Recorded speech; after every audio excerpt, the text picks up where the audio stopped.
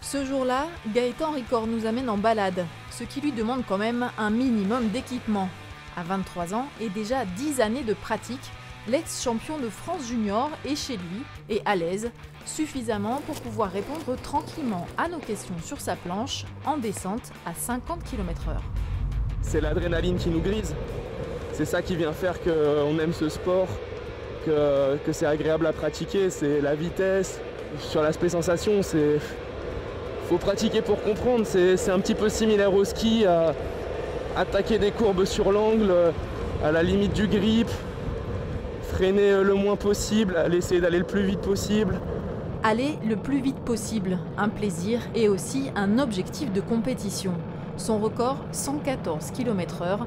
Gaëtan Ricord, classé 14e mondial, a démarré ici, sur les pentes de la corniche varoise du Cap Sissier.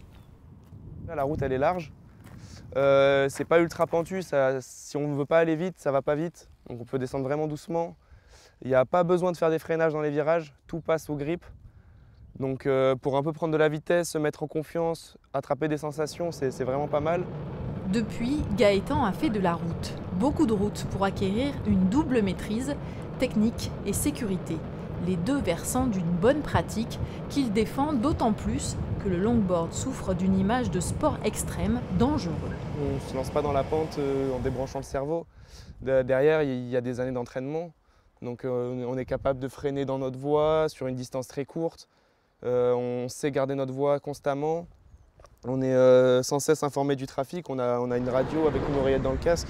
Ouais, c'est bon, c'est arrêté du coup. Donc en fait, nous, on a tout un aspect sécurité que les gens ne voient pas forcément. Voiture. Mais qui pour nous est primordial. Avec la pandémie, faute de compétition, Gaëtan s'est lancé dans la recherche de nouvelles descentes à travers le monde. La Norvège en projet et ici Tenerife, dont il vient d'explorer les pentes et les paysages, avec un projet de documentaire dans lequel il espère mieux faire connaître sa passion.